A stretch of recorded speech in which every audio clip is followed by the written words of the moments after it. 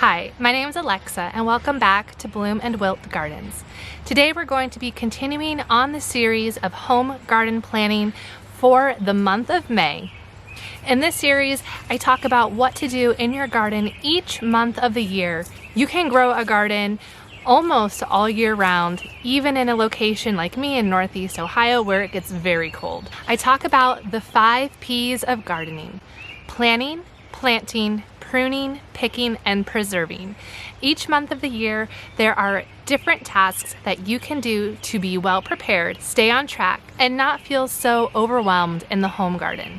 So if you're ready to hear all about what we are going to be doing in the month of May, stick around and make sure to check out the previous videos and upcoming videos so you can get the full 12-month view of the home garden. All of the information that I'm sharing is included in the Great Lakes Veggie Gardener Guide that I have put together and is available on my website, www.bloomandwiltgardens.com. So in the month of May, when we want to think about what we're planning for, May is that time of year when we are getting our gardens put in. And that means any seeds and plants that you have started indoors are going to be going outside and getting transplanted. These are things like your tomatoes and peppers and squash plants that you may have started several weeks ago. But before we put any plants outside in the garden, we have to harden them off first. And that means getting those plants acclimated to the outside environment. When seeds are sown in pots indoors and those little seedlings grow under lights, they are in a very controlled environment. So before we put them outside, we have to get them used to the full strength of the sun, wind conditions, rain conditions, and all of that. So before you do anything, you have to acclimate your seedlings to the outside, and that's called hardening off. And this process can take anywhere from 3 to 7 days. To harden off seedlings, you're going to gradually expose those plants to the outside. So maybe on the first day, you take your tray of plants and you put it outside in the sun for 1 hour, and then you bring them back indoors. And then the next day, you bring them out for 2 to 3 hours and then bring them back indoors. And then every single day, you slowly increase the length of time that those plants are exposed to the sun. And by the end of the week, after about 5 to 6 days, then your plants are ready and kind of used to the outside environment, and then you can go ahead and transplant them into your garden. If you skip this step, you are risking shocking your plants. If they go from inside to a very controlled environment, the sun will likely bleach the leaves because the plant's not used to the full strength of the sun or the heat. So by hardening them off, we're giving those plants the best chance to survive transplanting. If you're going to be growing a large garden, then you may want to think about scheduling some days, especially if you are a person that works outside of the home. You may want to consider scheduling some days that you can dedicate to planting. I know for me, having a full-time job outside of the home, it can sometimes be difficult to find the time I need to put all of my garden in the month of May, because everything starts to get really busy really fast. So by scheduling days, if you can take like a day off of work or dedicating a full weekend to planting your garden, then that can be very helpful and relieve some of the stress you may feel of like, when am I actually going to get this done? So planning ahead and putting those days on your calendar can be very helpful. In earlier videos, we talked about making your garden design or a garden layout, kind of just a rough plan of where you're going to plant all of your veggie plants that year. And this is something that we're thinking about doing as early as January and February when it's still cold. We're kind of making our garden plan. And if you had done that, now you can use that plan and help you put your plants in the ground, and you don't have to use as much mental capacity to figure this stuff out on the fly. As the grass starts to grow now in May and you're going to be starting to mow your lawns, save all of those grass clippings. Whether you have one of those attachments on your mower where it collects the grass, or if you need to rake it up, Grass clippings are an excellent way to reuse free materials as mulch in your garden. So as you're planting things in your garden, you take those grass clippings and they can still be green and place them around your plants. And that way you have some free mulch, and those grass clippings will break down over time and decompose into your soil, adding rich organic matter, which overall improves your soil health. By putting any kind of mulch around your plants, it's going to help retain moisture in the ground, and it will allow those plants to grow better because there's not going to be as much competition with weeds. The earth really does not like to be naked, and so if you don't cover it with something, it will cover itself. So any type of mulching material that you can get your hands on, grass clippings free. If you have leaves from trees that have fallen, you can take those. Maybe you can shred them or run over a lawnmower with them a little bit to break them up. Putting that on your garden bed is great. Newspaper, shredded newspaper, pine needles can be good. Wood chips, I have a love-hate relationship with wood chips. I know there's a lot of people that love to use wood chips in their vegetable garden. In my experience, I don't like using wood chips in my vegetable garden as mulch around my plants. I find that the wood chips, especially if they are fresh, they will suck the nitrogen out of the ground and leave my plants stunted. So I have stopped using wood chips in the garden beds and only use them in my garden pathways where I walk. If you have old wood chips, like they're 2 or 3 years broken down, those may be a good option, but definitely don't use fresh ones. But mulching is going to be really important to keeping your plants happy, healthy, keeping your gardens weed free. It's going to relieve a lot of the maintenance work that you're going to be having to deal with otherwise later on this season. So make sure you're putting something down around your plants. Mulch, mulch, mulch. In May, this is a time that you want to set up your irrigation, because usually by June it starts to get hot, and in the last few years, at least where I live, June has been a drier month, and we go for longer periods of time between rain. So I don't have a big fancy irrigation system. I use soaker hoses because for me that's easier to move those around because my garden layouts change almost every year. So I haven't wanted to dedicate the time, money, and energy for installing irrigation. But the soaker hoses had worked well. So remember to lay out your soaker hoses or whatever irrigation you're using. By the time the dry spells come around, all you have to do is easily turn on your faucet and your plants will be watered with some deep soaks. If you planted brassicas earlier this spring for an earlier harvest, May is the good time to go ahead and cover up those plants with some kind of mesh netting, so that way it will deter the cabbage moths from laying eggs on those plants. Cabbage moths are the little white moths or butterflies that flutter around, and you may think, oh, they're really cute, but actually no, you hate the cabbage moths. They are good pollinators, I'll give them that, but otherwise they lay eggs on your brassica plants. So they lay eggs on the back side of the leaves of broccoli and cabbage and kale and collard greens. Anything in the brassica family, the cabbage moths are going to lay their eggs on them. And when those white eggs hatch, they're going to be green and black spotted worms that come out, and they're going to eat your leaves. And if you are growing things like broccoli or cabbage, they're going to get all in between all the little grooves of those plants as well. And when it comes time to harvest, you're going to be picking tiny little worms out of everything, and it's not fun. I've done it.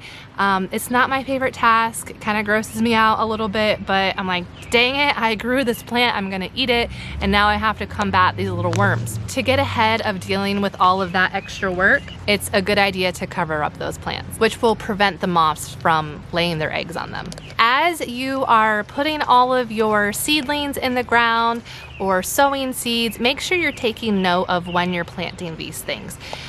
It's really easy to forget the days that you are planting, and you may start to wonder, okay, when should I be harvesting this squash plant?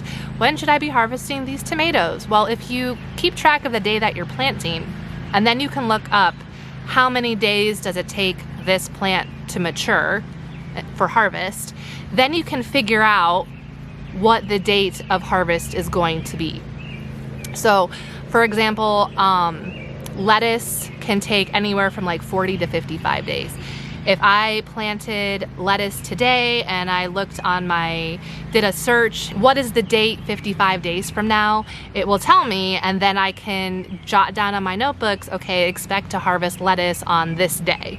And that can help you plan ahead as well for when you're harvesting things, what you're gonna have to preserve as different things come in, and it just helps you with your timing. So at the beginning of May, the average last frost date is going to vary for you depending on where you live, but typically it's about the second week of May in the northern states, like the Great Lakes states like Ohio and PA and Indiana and Michigan. It's usually around the second week of May that the last frost is going to occur, so the last 32-degree night. And then after that date, you can start to plant your summer crops. So those will be your tomatoes, your peppers, beans, squashes, melons, okra, corn, anything that is considered frost tender. You have to wait until that last frost date passes. But anything that's considered frost hardy, those can be planted before May. And in the previous videos, I talk more about which plants you can grow earlier in the year when it is still cold. So make sure to go check those out. So if you are buying any plants from garden centers or farmers markets, anything like that, one thing that you do need to keep watch for are any of the brassica plants that have put up yellow flowers. That means that they have gone to seed.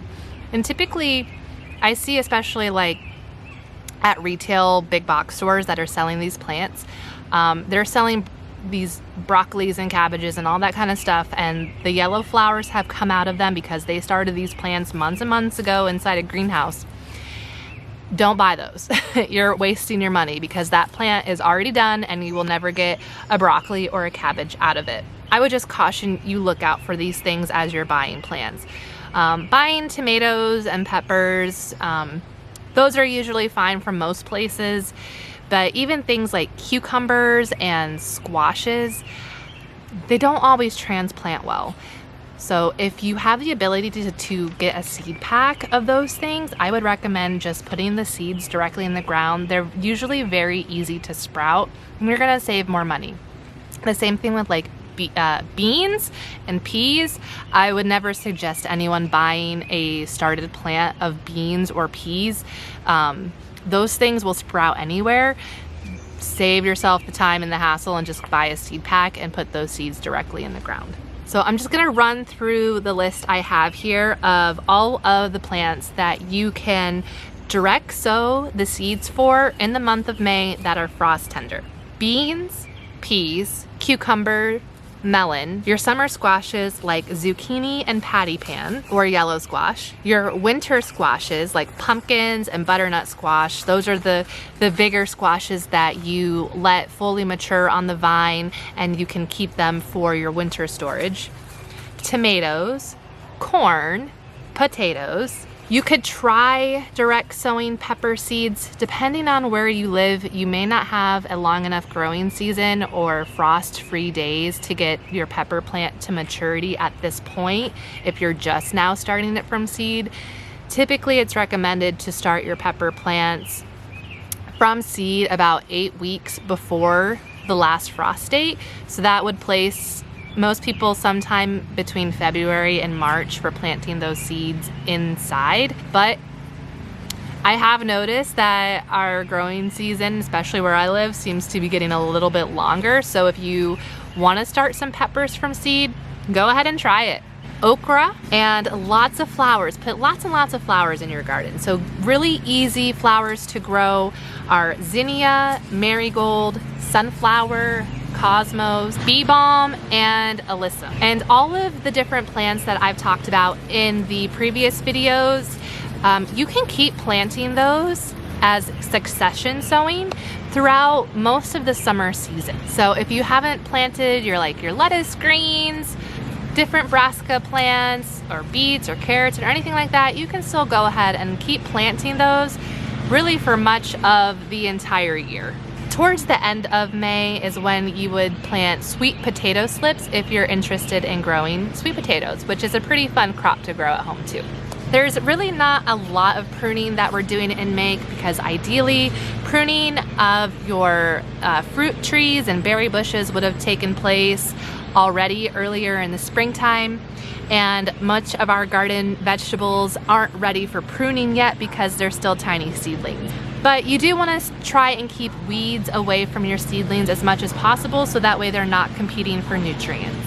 Now the exciting part of what we can pick in May. So what are the plants that are ready for harvest in May? Well, if you've been following my 12-month guide, you would have planted your early spring crops like spinach and lettuce and kale in the months of March and early April, and then by May these things are ready to be harvested already, which is wonderful. Asparagus is going to start popping up from your garden beds in May, and you can harvest asparagus for about 4 weeks before you want to let it go to seed and continue on its life cycle. Asparagus needs to have 3 years in the ground from when it's originally planted before you start harvesting it. So if you're on years 1 or 2, then just be patient and let it do its own thing. Don't harvest it yet. But if you're on year 3, then you can start to harvest those asparagus. And then if you grow rhubarb, May is when the rhubarb comes out. You may start to get some early strawberries. And then if you also planted radish and snap peas in early April, then you'll start to see those as well maturing and ready for harvest. There are lots of wild edibles that you're gonna see all over the yards in May, which are dandelions, purple dead nettle, which grows everywhere. It grows out of sidewalks, wonderful medicinal herb, purslane, and wild onion. So many wonderful plants that you can be harvesting and eating from your home garden in the month of May if you had gotten those things started a few weeks ago when we originally talked about it.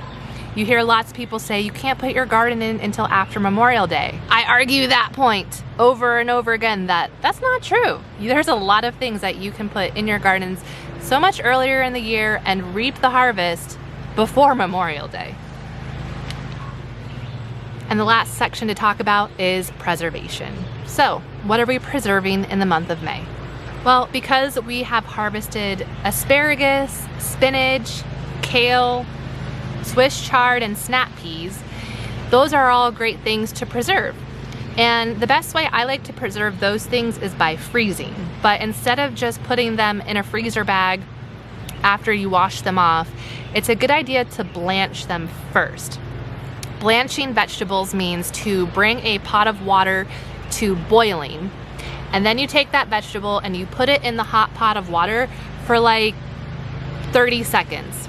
And then you pull the veggie out of the hot boiling water and immediately submerge it into another bowl of ice water. And then you let that sit in the ice water for like 1 to 2 minutes. And then you can package it in freezer bags, push all the air out, and then put it in your freezer. What blanching does is it helps to stop the enzyme action in that plant, and it will help the nutrients stay longer through the freezing process. So overall, you're gonna get a better tasting vegetable that's more nutritious when you blanch it. It will also hold up longer in the freezer. I know lots of people like to use rhubarb for pies and jam. Something that I haven't done personally, but I have tasted rhubarb pie and it's pretty good. Chive blossoms are a wonderful thing to preserve. So when your chives bloom, they make this beautiful purpley pink blossom, and you cut the blossoms off and you can soak those blossoms in vinegar to make a chive vinaigrette. Dried chive blossoms are also really nice to have to use as a garnish on top of things. It kind of just adds a nice little pretty touch when you have a dish and then you take your purpley pink chive blossom. It's dried, and you sprinkle it all over, and it gives a very light oniony taste, but it adds just like a nice little pop of color. That's a really easy, pretty way to make a dish kind of look special. And then all of those nettles and dandelion, especially if you get dandelion root, you can dehydrate those and then make all kinds of medicinal teas out of them. Both nettles and dandelions have so many wonderful medicinal properties to them. And since they grow wild, usually all over yards and in places that you don't really want them, if you just go ahead and dig them up, dry them out, you can have a really good supply of these herbs and make really nice medicinal teas. So look into what those plants do for you and just use the free stuff that's growing around. So we've covered the 5 P's of gardening for the month of May: our planning, planting, pruning, picking, and preserving. Now you know what to do this May to be well prepared for putting in and maintaining your home garden. If you found this video helpful, please make sure to like, leave a comment letting me know what was the most impactful part of this video for you, and also subscribe to Bloom and Wilt Gardens if you have not done so already. In the next video, we'll be talking all about the June garden. So make sure you click the bell for notifications, and can't wait to talk to you then. Have a wonderful day. Get planting and do something you love. Bye, friends. Hi, my name is Alexa, and welcome back. If they go from inside to a very controlled environment, come on. He's with me. He's not leaving me. Leaves because the plant's not used to the full strength of the sun or the heat.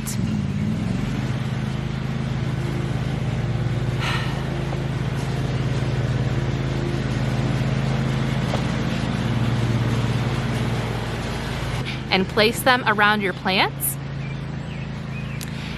Okay. Lastly, what we're talking about today, and then the last section to talk about is preserving.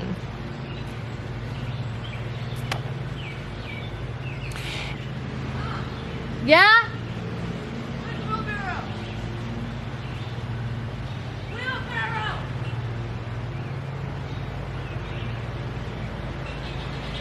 I don't know.